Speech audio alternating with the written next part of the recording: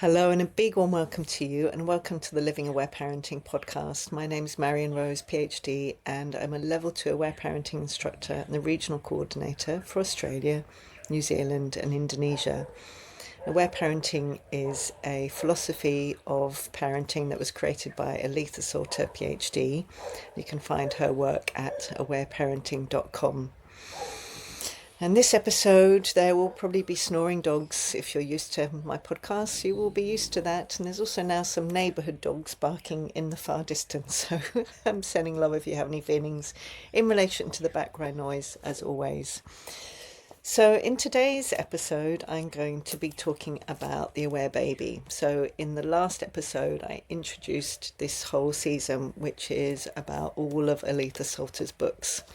So I'm recording this in May 2026, and at this point in time, Aletha has written and there have been published 7 books.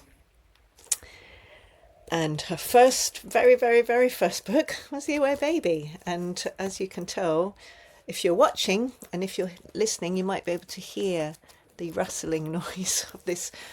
Oh, dog-eared, isn't it interesting? Dog-eared is very much the dogs are here. The kind of original plastic covering is all peeling off. There's a page that's come out in the front. It's very much. It's got post-its in it. It's got stars and all the things. And as I shared in the last episode, The Aware Baby is now just recently out in digital version, so you can now read it on in the Kindle version. If I need a Kindle, I'm sure you probably know that. I just have been reading it on my laptop here. So it's the first. I've just read it for, I think it's about the 25th, 26th time. The first time in digital version. And this week, that's what I've been doing. And I'm in awe. I'm in awe of this book. I'm in awe of Aletha's work. This book is a treasure trove of information. It is. As I shared in the last episode, and if you know me, you might have heard me say this many times. Aletha has a way of writing that is so concise and so distilled, and has so much information like within it, buried within it. I often think about like a kaleidoscope of like just the never-ending aha moments that I have. So every time I read this book, I learn more.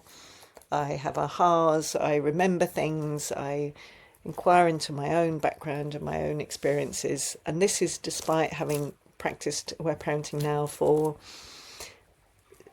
more than 24 years, being an aware parenting instructor for 21 years, having written tens of courses, many of my own aware parenting books, PDFs, you name it.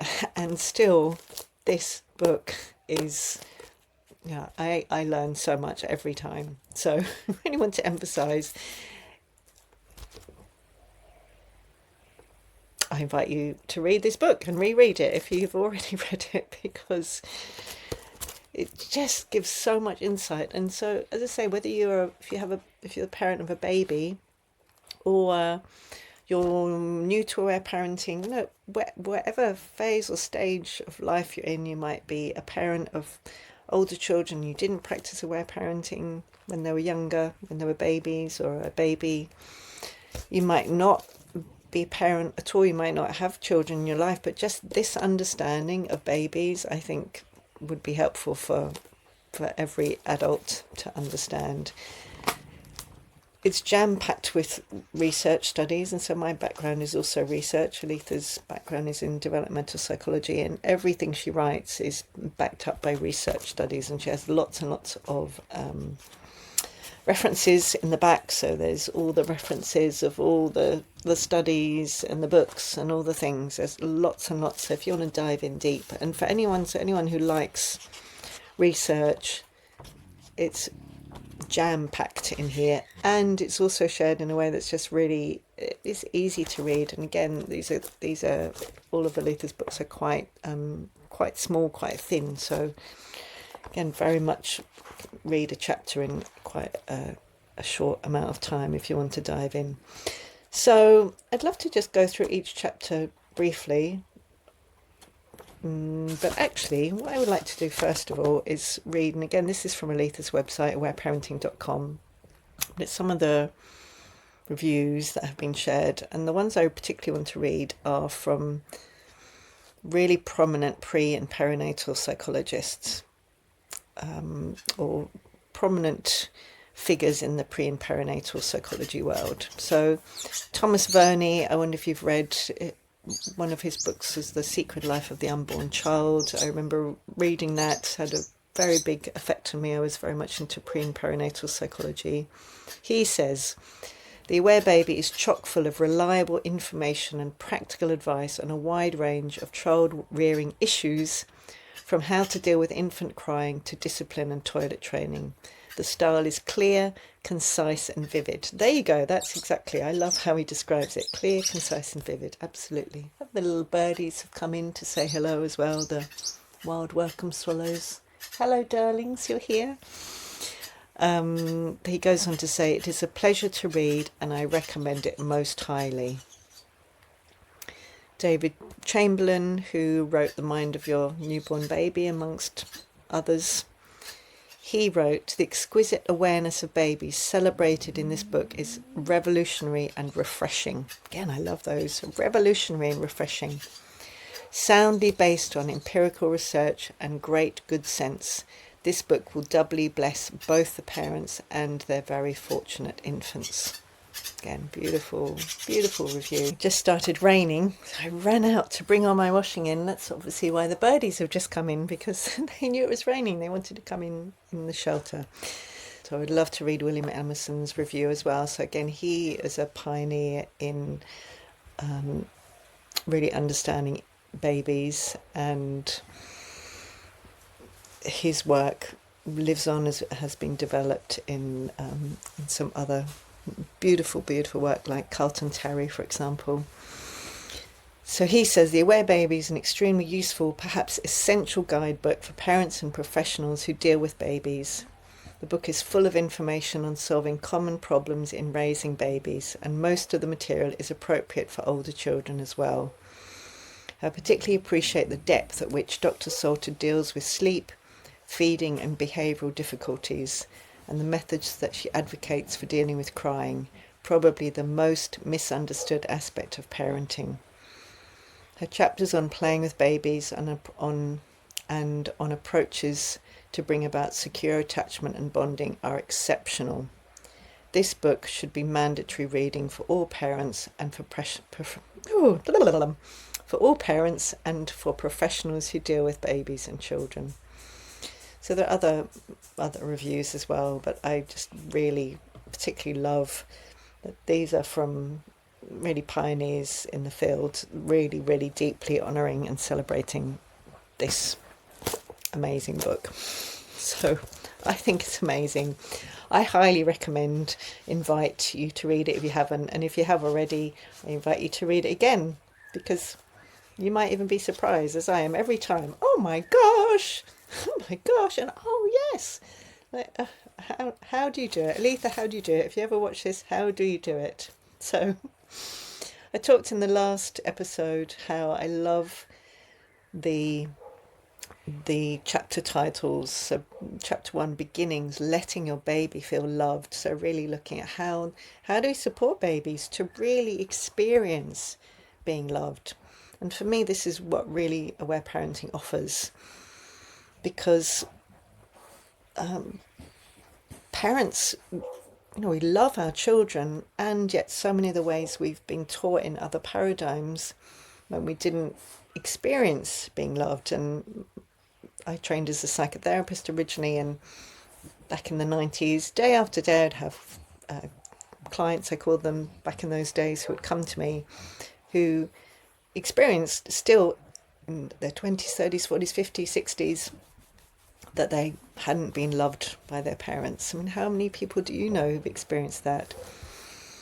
So many of the more traditional ways of responding to children may seem to be helpful, but often lead to children not experiencing being loved. And so Aletha really supports and talks about how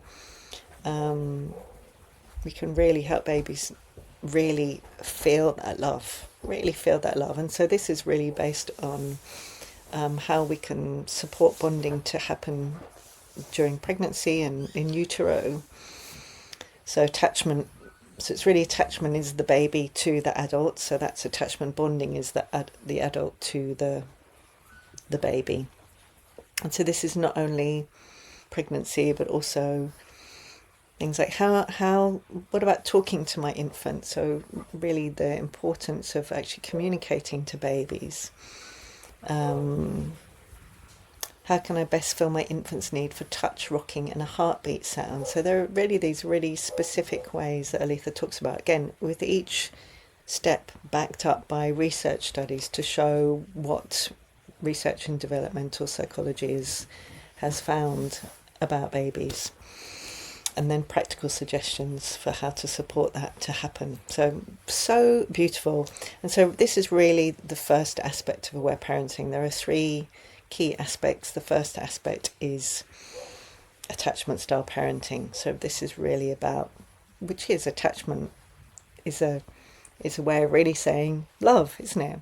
How do babies experience being loved, being cared for, having their needs met, having that attunement? That's chapter 1. Delicious. I wonder if I might even just open it and read a little smidgen, little tiny smidgen. Let me see one. Oh, I could have looked at it from my digital version, but shall I do it from my digital version? I think that's going to be easier to open a page, and probably more interesting from you to, if you're watching, to look at me reading a book rather than me staring at a screen. Oh, there we go. I love that this is the bit I that jumped out at me. Some parents in an attempt, so this is on page 32. Some parents in an attempt to spare their babies needless frustration and effort try to anticipate their baby's needs. They feed her before she gets hungry, turn her over before she indicates any discomfort, and offer her toys before she reaches for them. It is true that babies whose needs are always anticipated may rarely become frustrated, but unfortunately such babies will miss opportunities for developing a sense of their own powerfulness. They will not readily learn to form a link between... Oh, there was a sneeze from my dog, from the dog. They will not readily learn to form a link between their own actions and external events. The best way that babies learn this is by having people respond to their needs after they've indicated a need. And just that as one paragraph. And how powerful is that? Just this is like this is why not only in the paperback version there's a lot of underlinings. It's probably half the book is underlined, some more hard underlinings. They anticipate their baby's needs, and in the digital version now I have 5 different colours, of which I've underlined 90% of the book. So that's chapter 1. Yum, yum, yum. You feeling inspired yet? Do you want to read it? Chapter 2, crying, letting your baby release tensions. So this is the part of aware parenting that's often the most different to other forms of parenting. And so in a future season, I'm going to be talking about differentiating aware parenting from different parenting paradigms, one of which is classical attachment parenting. And this is one of the main differences between aware parenting and classical attachment parenting.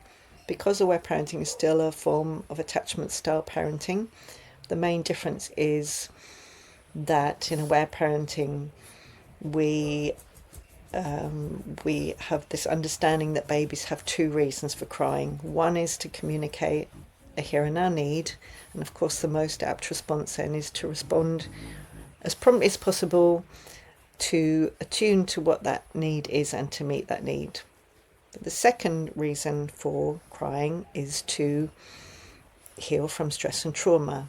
As long as a pre-mobile baby is held in loving arms, or once a baby is mobile, that we are close with them and offering our closeness and our arms and supporting them with how much closeness they want, because we know that they are also able to come closer if they want that.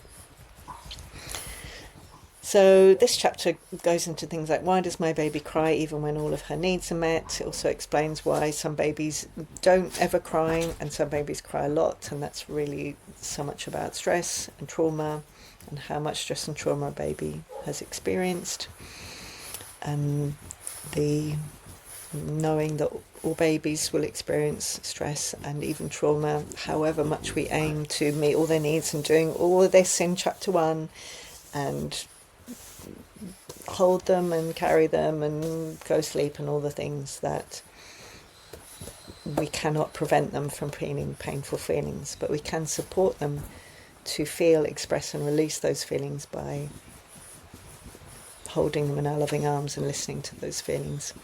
If they're pre-mobile, and once they're mobile, by being close with them, which might still mean holding them, but it might also mean they're right there sitting next to them, or they're sitting on our lap, or they're moving closer and further apart. I have a little doggy that's also just come close right now. Hello, lovely darling. So you'll probably hear her snorting. So I read big snort. I'm going to open a page here. Let's see, there's a nice underlined bit. Here we go. Excuse me. Oh my goodness. I've got a tickle in my throat. Page 64. Another guideline is how your baby looks while doing the behaviour in question. Does she look passive or listless when you rock or nurse her? If so, those behaviours may be control patterns for her. When babies are not crying or sleeping, you can expect them to be happy, aware and alert. If this is not the case, the two most likely possibilities are that they are not feeling well, or that they have a control pattern operating.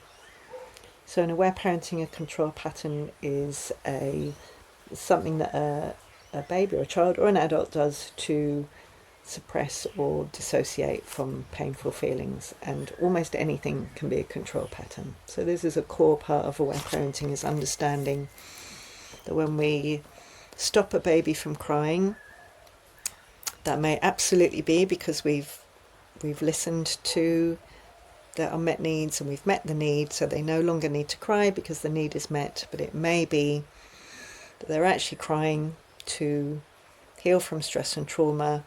We're interpreting that as a need, and we're doing something that actually means they're dissociating rather than they're relaxed.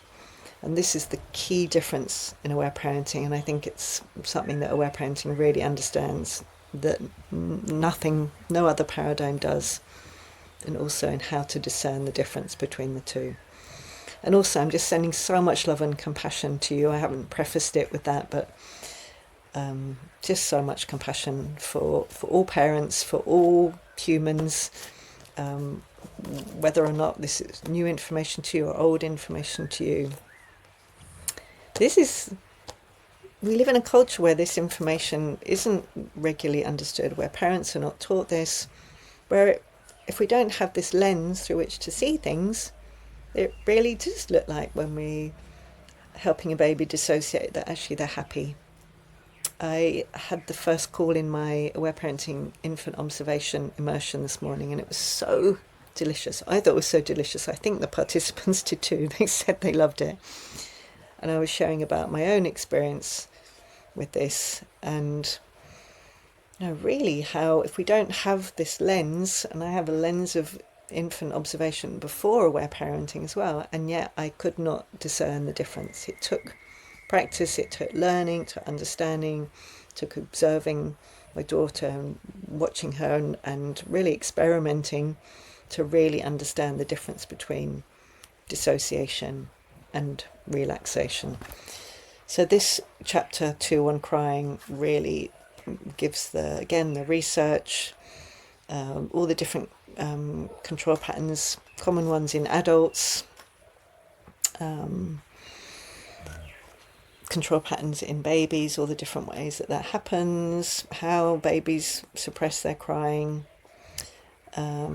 benefits of crying while being held, what should I do when my baby cries. So all of this just, really, really helpful information. All the sources of stress for babies, because again, in our culture, we're not often taught, my gosh, they have all these reasons for actually experiencing stress. And this is why they then have these innate mechanisms for healing from stress and trauma. So that's chapter 2. Chapter 3. So again, beautiful, the title, chapter 2, crying, letting your baby release tension. So what does that do? That supports relaxation.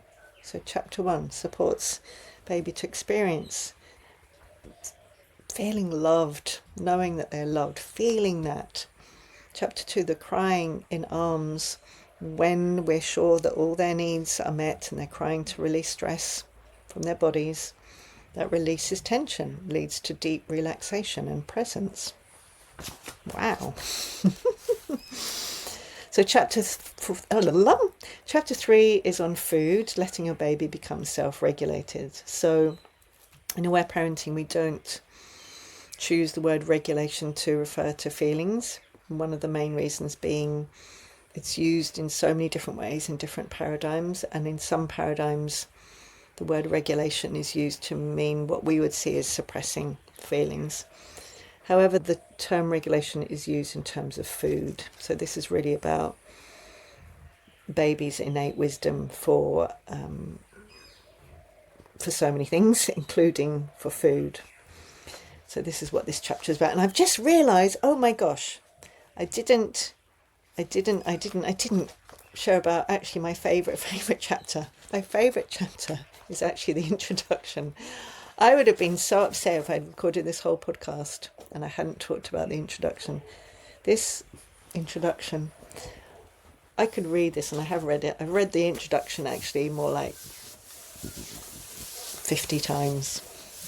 Just as years went on, I realised my own passion was really understanding more about anthropology, more about the biological purposes of particular behaviours, and really understanding different cultural beliefs and practices in terms of parenting. This little doggy wants to just go there. And this was also because I also read the continuum concept back in 1992 when I was doing my PhD at Cambridge University, and I went to the little dusty bookshop and I found this book and I read it, and it was one of those life-changing moments where I saw babies in a completely different light. I saw my culture. It was the first time, well, not the first time, but it was another step of seeing the culture with which I was born into and lived in, and starting to be able to step outside of it another step in one particular way. And I wonder if you've experienced that. And to me, this is what aware parenting is, because it invites us to see that the way most of us have learnt about babies in particular, and children of course, but in terms of this book, and to see that so many of the ways that we perceive are just the ways to respond to babies are actually culturally conditioned responses. And so from reading that book, and over years and years and years, that's become more and more and more of my passion of like really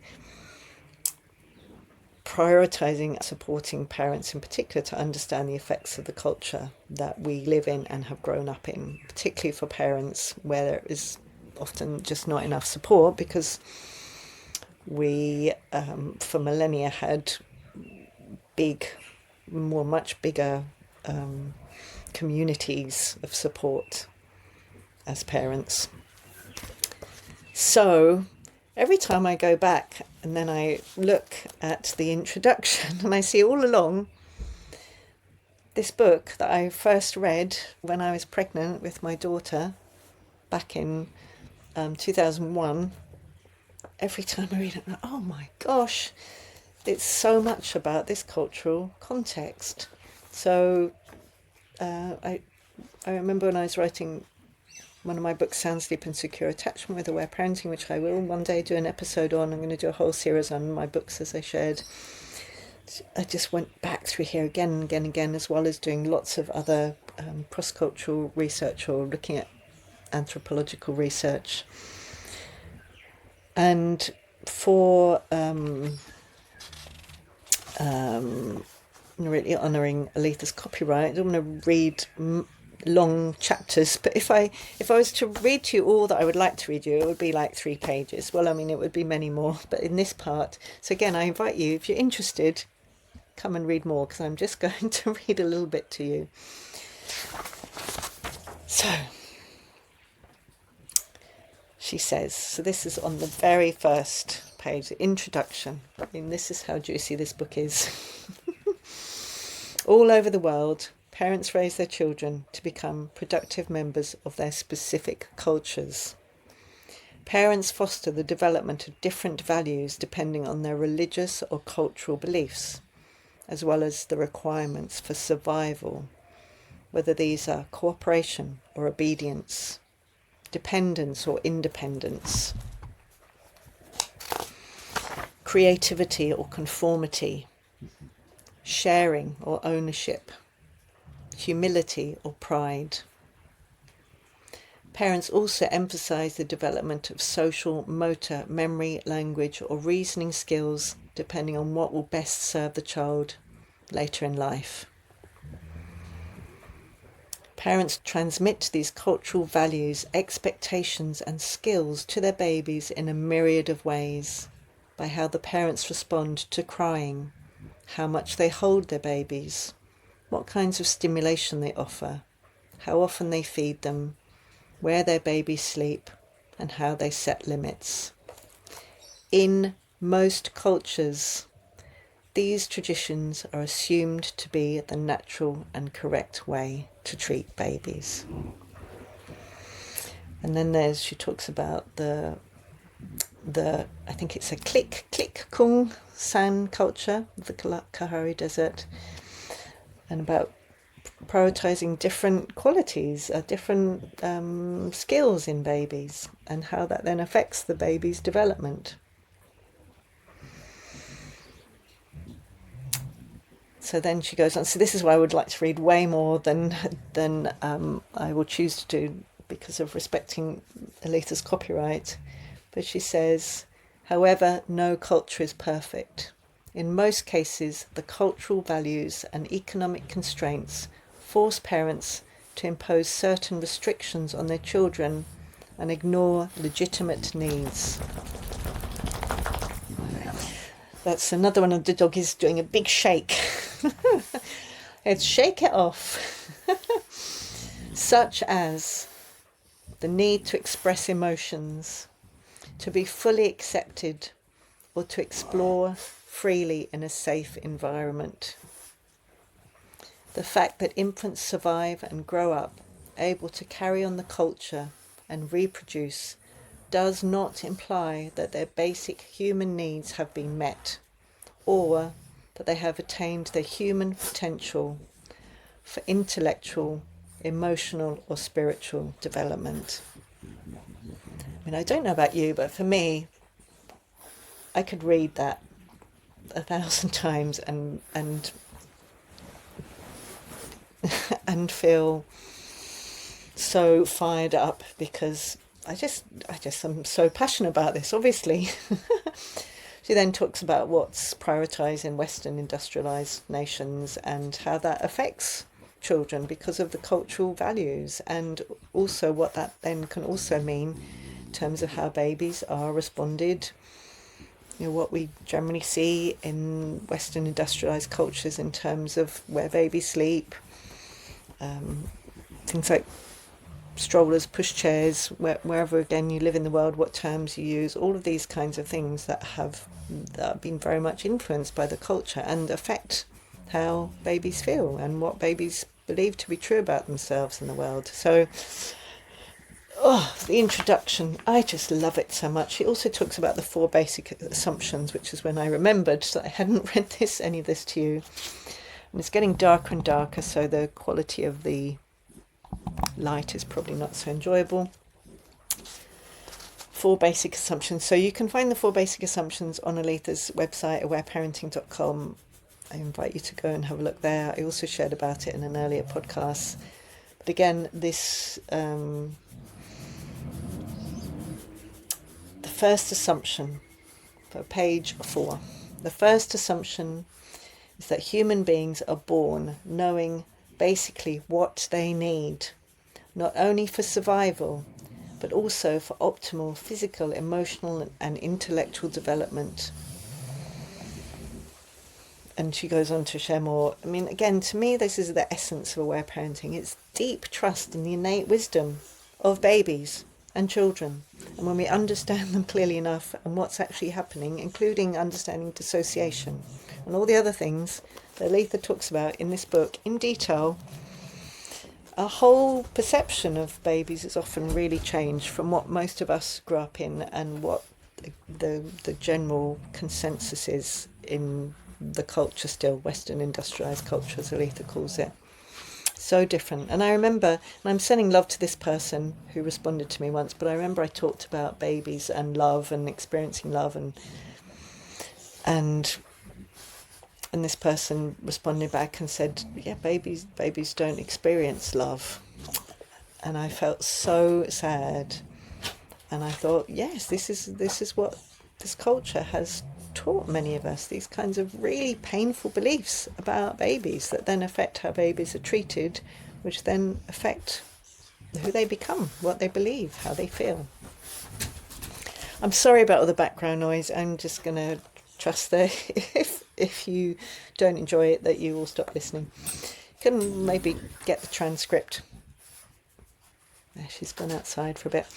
So food, letting a baby become self-regulated. So this is about finding ways to learn to trust babies and their innate wisdom, and also read their cues when they're hungry, and actually when they have feelings to express, and how to know and differentiate those.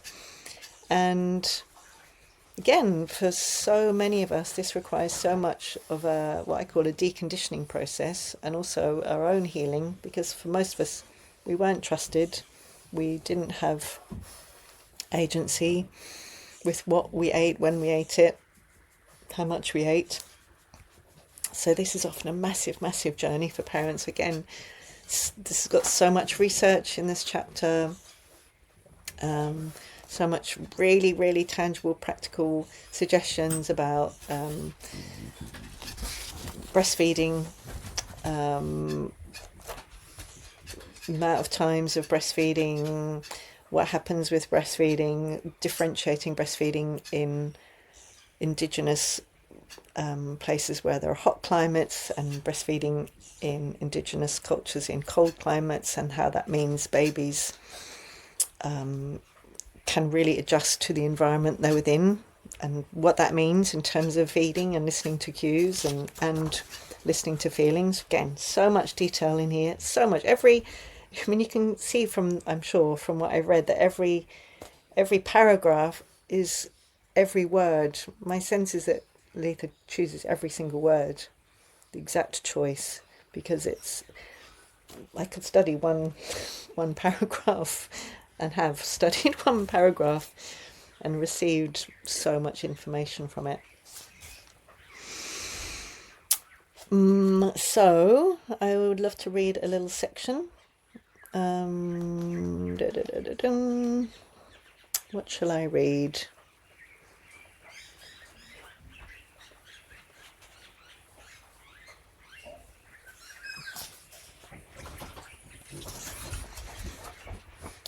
So I'm sending love because this is often one of the topics that can help us connect with so many painful feelings, because of our own experiences, because of how much we're all taught to judge ourselves in this culture. So I'm going to choose the sentence or paragraph I read out with a lot of care.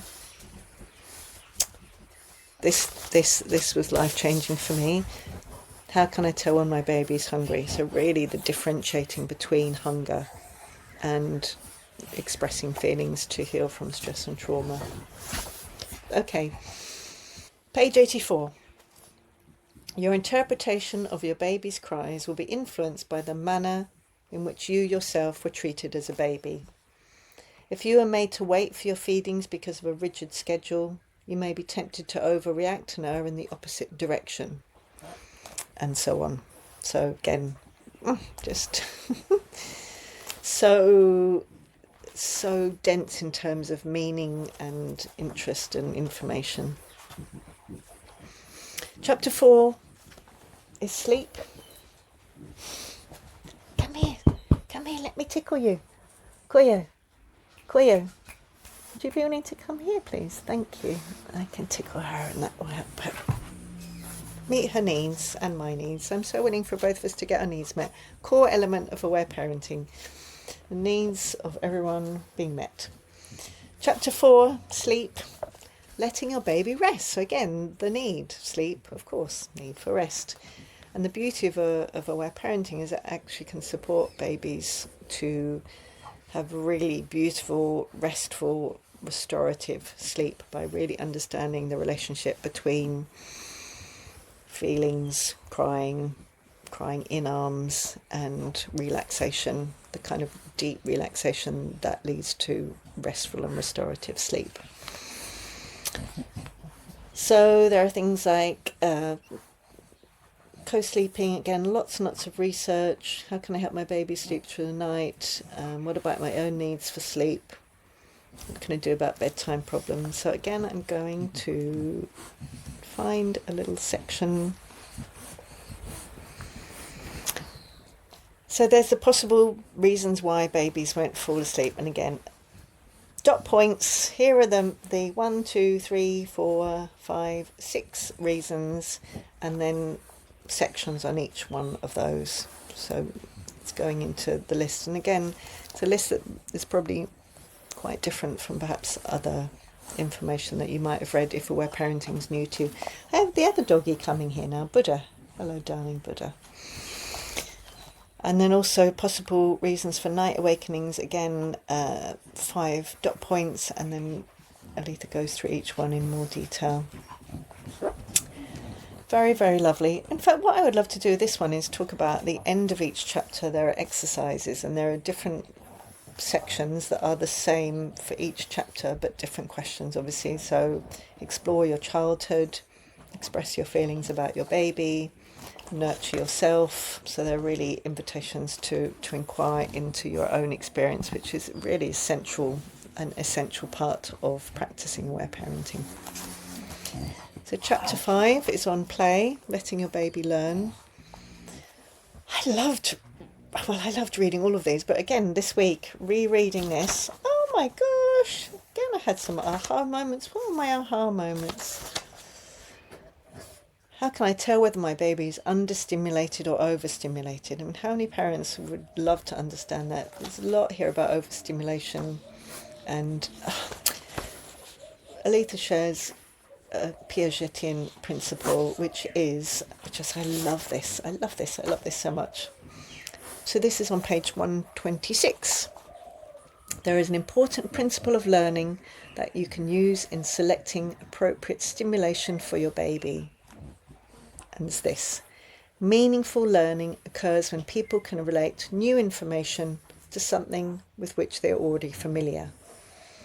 The Swiss psychologist Jean Piaget described in great detail this process, which he called assimilation. And so she gives an example about a baby knowing how to shake a rattle and so on. In practice then, the guideline based on this learning principle involves observing carefully what your baby is already doing and then giving her new toys or activities that are just slightly different from the old ones, but based on the same theme. Again, I just remember reading this the first time around, and several times when Lana was a baby, and also when Sunny was a baby, and that was a really, just nearly whacked myself in the face accidentally. So exuberantly enthusiastic about that. And again, that's just one paragraph. That had a profound effect on my parenting. That was a principle that I held in mind with my lovelies many times when I was making choices about what Darling, do you want to go over there? Is that what you're wanting? You wanting to go under the covers? There we go. Gosh, it's all happening. My son's now messaging me. I'm just going to message him back. I'm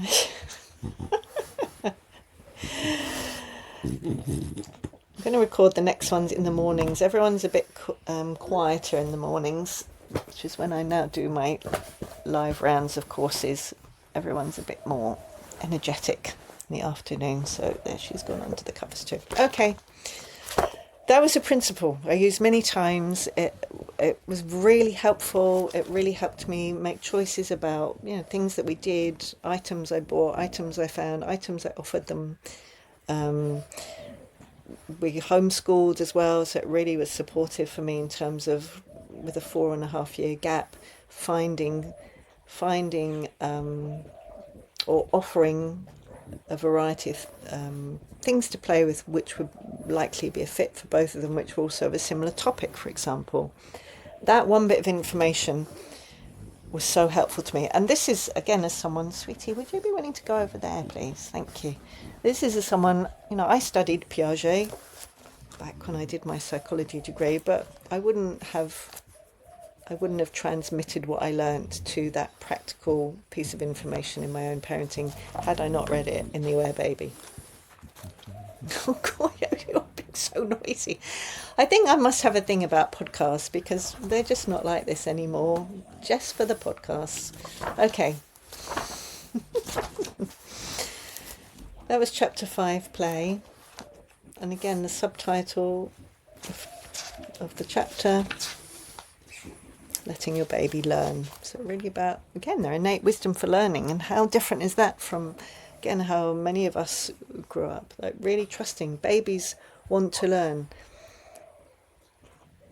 Babies, they have an innate need for competence. Again, Aletha talks about this, and she talks about this in detail in The Aware Baby. The innate need for competence, and how can we support that need?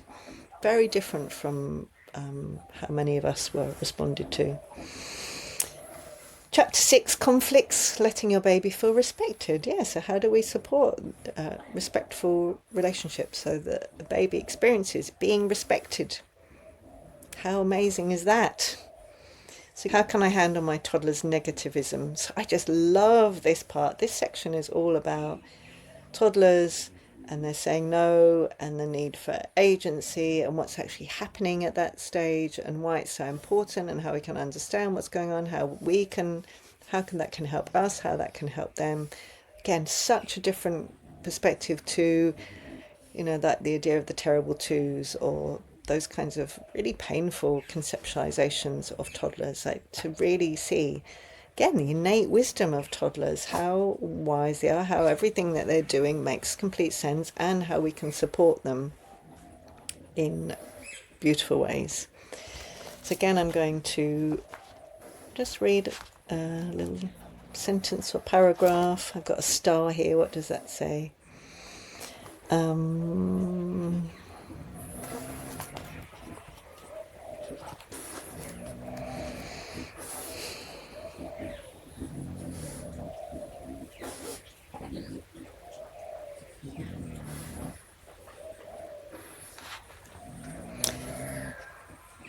So this talks a lot about, obedience, and even about the Second World War, about just really understanding what happens when children are taught to be obedient and to obey, rather than supporting children to eliciting cooperation. Aletha talks about, which I think is so beautiful, and really understanding why children don't cooperate and what's going on there, and how we can support ourselves and them. So again, it's just beautiful. This Aletha's work was influenced by, again, also anthropological data and understanding of our evolutionary process. So I love this, page 161. When all of these conditions are filled, which she talks about above, the first signs of cooperation start to emerge during the second half of the first year, at about the same time that most babies start crawling. It's probably not pure coincidence that the ability and tendency to cooperate occur at approximately the same age as the ability to crawl. This inborn tendency to comply probably had important survival value during the evolution of the human species. Crawling infants who readily heeded parental commands and prohibitions in a hazardous environment had a much greater chance of surviving. So again, I just love holding in mind all these different ways of understanding. Why are babies and toddlers the ways they are? What are the important reasons for that? How can we then have compassion for them and for us? And what can we do to support them and us to thrive? So that's chapter 6. Still have a snorting dog. Cannot believe it. I've clearly got something about podcasts, because I've been doing so many courses, all in Zoom calls, and in not one single one of them for the past several months has there been as much dog noise as this. Chapter 7, attachment. Letting your baby feel safe. So again, that makes so much sense, doesn't it? Attachment. What's that about? Safety. Safety, the need for safety. Attachment functions as that. So I just, again, love the depth of understanding. So some of the things are, when will my baby become attached to me, and how will he show his attachment? Why do babies develop separation anxiety and fear of strangers? I mean, how helpful is that? I remember back in the day when I was studying psychology, separation anxiety was a phrase that was only known in the fields of psychology and psychotherapy. Now, of course, it's very well known in parenting paradigms. But again, the understanding that aware parenting has so much nuance and depth, and Aletha talks about that a lot in this chapter. I think this is a vital chapter to really, again, fostering secure attachment. And this bit here, it's the number of times I've recommended parents to read this. How can I help my baby feel comfortable with a new caretaker? It's just so helpful.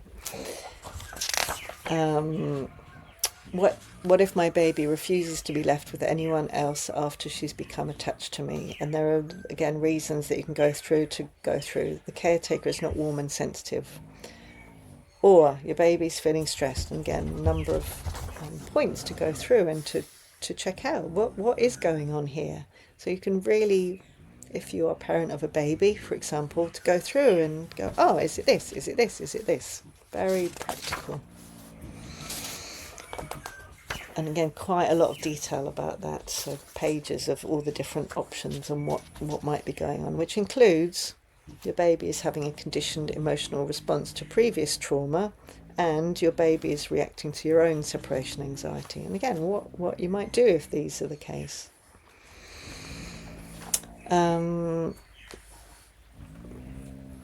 we go. I'm going to read a bit from page 224.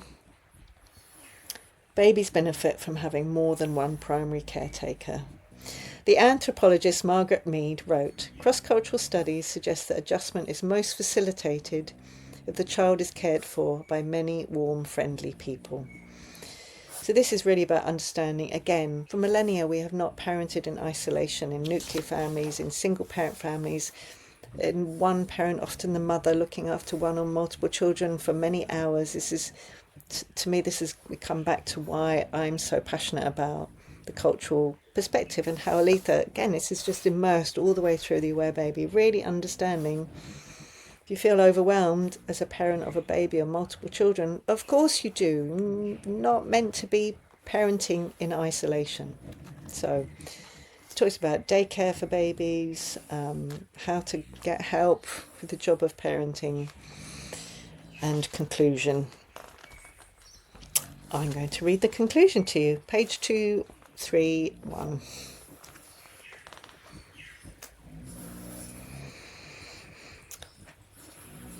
So I'm wanting to again fit in with the copyright requests. So I'm going to see.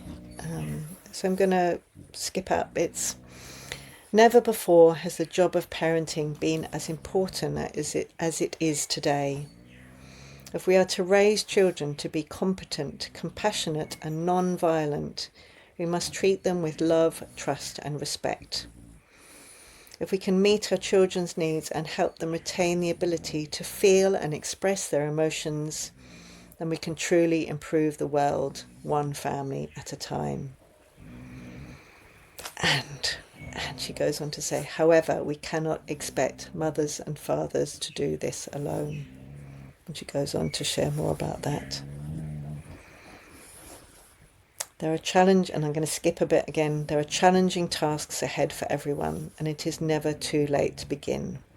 Together, we can change the world. And after that, again, exercises, letter from Australia, not from me, before my time. And again, all the references, if you want to look in more, and also a lovely index, very helpful if you want to go,